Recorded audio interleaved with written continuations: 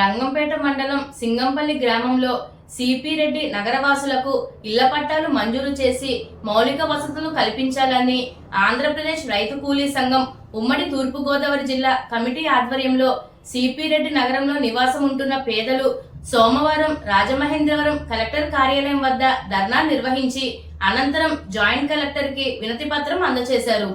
ఈ కార్యక్రమానికి ముందుగా హైవే రోడ్ నుండి ప్రదర్శన నిర్వహించి కలెక్టరేట్ వద్ద ధర్నా నిర్వహించారు. ఈ కార్యక్రమానికి ఆంధ్రప్రదేశ్ రైతు కూలీ సంఘం రాష్ట్ర ప్రధాన కార్యదర్శి కర్ణాకుల వీరాంజనేయులు నేతృత్వంలో జరగగా జిల్లా అధ్యక్షులు వల్లూరి రాజబాబు, ఏఐఎఫ్టియు జిల్లా కార్యదర్శి కుంజే అంజిబాబు, పీడీఎస్యు వి రాష్ట్ర కార్యదర్శి కడితి సతీష్, ప్రగతిశీల మహిళా సంఘం శ్రీ విముక్తి నాయకులు రెడ్డి దుర్గాదేవిలు నాయకత్వం వహించారు. ఈ సందర్భంగా వీరాంజనేయులు మాట్లాడుతూ సింగంపల్లి గ్రామంలో సుమారు 12 ఎకరాలు సీలింగ్ భూమిలో ఇల్లు లేని నిరుపేదలు 200 మంది ఇల్లు నిర్మించుకొని ఆ కాలనీకి సిపి రెడ్డి నగర్గా నామకరణం చేసుకొని గత 25 ఏళ్లుగా జీవిస్తున్నారని, ఆ కాలనీలో మౌలిక వసతులు లేక ప్రజలు అనేక ఇబ్బందులు పడుతున్నారని అన్నారు. ఈ కార్యక్రమానికి గ్రామ కమిటీ నాయకులు చెక్కా సత్యబాబు, రాయుడు కన్నారావు, ద్రాక్షవల్లి సీతారాం, దంగేటి రత్నం, సూర్యారావు, లక్ష్మి, తలుపులమ్మ, చిక్కాల దుర్గమ్మ, అర్జున్, కుమారి తదితరులు పాల్గొన్నారు.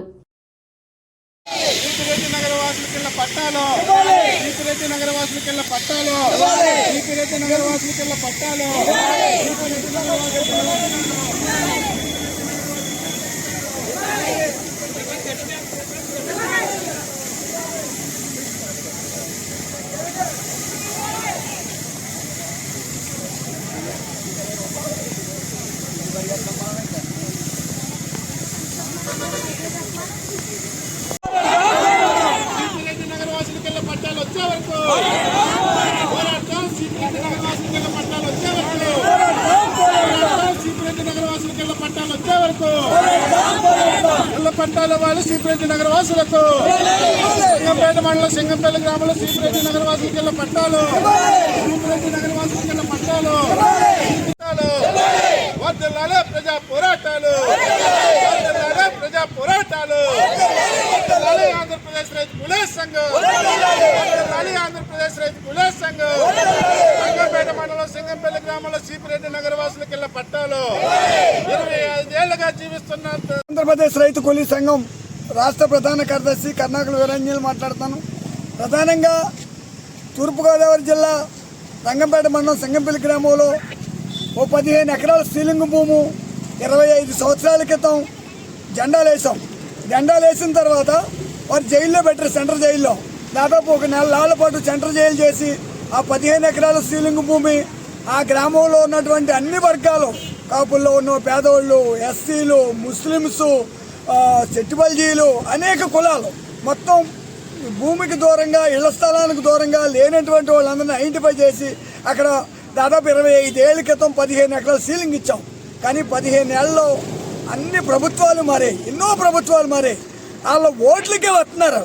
ఓట్లకు వచ్చినప్పుడు మేము ఎలక్షన్లో పంచాయతీ ప్రెసిడెంట్ అయిపోతే మొత్తం ఈ సిపిరెడ్డి నగర్ అంతా కూడా రోడ్లు వేస్తాను, పట్టాలు ఇస్తానని హామీలు ఇస్తున్నారు.